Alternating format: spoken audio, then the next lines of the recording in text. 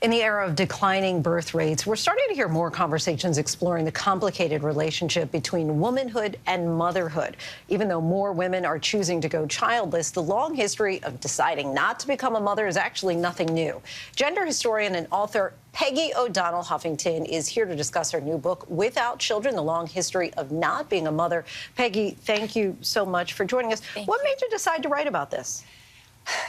So, in part, this book came from my own personal experience. We tend to talk about not having children as this really clear choice. You want children, you have them. You don't want children, you don't have them. In my own experience, it's more complicated than that. There's a lot of factors that sort of weigh on that reproductive decision. And when I look to the past, I found that it was true for women in the past as well. Are you starting to see that the answers are still the same as far as why people are saying, I'm not going to have kids? Yeah, absolutely. So when surveys today ask women why they're not having children, their answers are pretty predictable. And strikingly, they're very similar to the reasons women would have had in the past. They struggled to balance work and family, providing for their families economically versus making more family. They didn't have community support or enough community support to feel like they could have children. They worried about the natural environment that their children would be raised in and whether it could support more people. Women in the past, like many women today, wanted to do just other things with their lives. And you talked in the past about the idea of sexual consent and parental consent being really one of the same. How elaborate on that for us? Sure.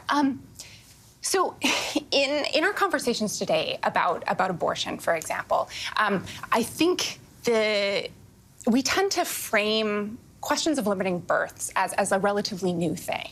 But in fact, people have been limiting births for a very long time. And one of the reasons they have been doing that is so that a community could sort of have fewer children and then have more resources, both in terms of time and energy and love, but also material resources to care for their children. So I think the same sort of applies today, that we can think about people wanting to limit the number of children they're having, maybe not having children at all, as really valuing the children that we are producing. And you said that you do think that there is a divide between mothers and non-mothers. Do you think that there's a negative stigmatism put on women who decide, I'm not going to have a child?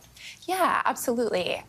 One of the striking things in researching the book was seeing how much effort was put into creating that stigma over the course of American history, the last century and a half or 2 centuries. People in power, politicians, thinkers, worked very hard to sort of stigmatize women who didn't have children as a way of sort of making it clear to women that having children was the socially acceptable path. Why do you think it's so important to understand the cultural context of this? For me, I think not having children can be a really lonely and isolating experience. It feels like you're doing something that's strange, that you're not living up to expectations. And for me, there was great comfort in looking at the past and realizing that this is not a new thing. People have not been having children for centuries, probably as long as they have been having children.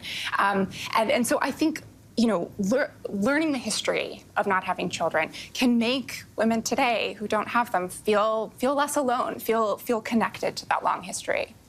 In birthing this book for you, has it helped you personally? Yeah, it really has.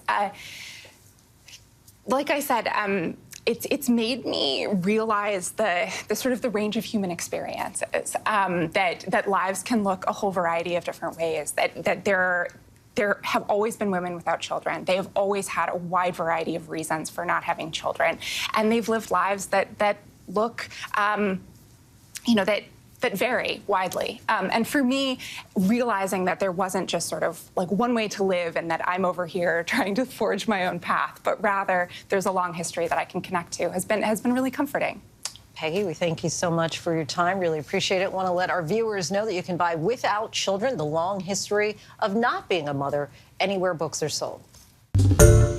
Hi, everyone. George Stephanopoulos here. Thanks for checking out the ABC News YouTube channel. If you'd like to get more videos, show highlights, and watch live event coverage, click on the right over here to subscribe to our channel. And don't forget to download the ABC News app for breaking news alerts. Thanks for watching.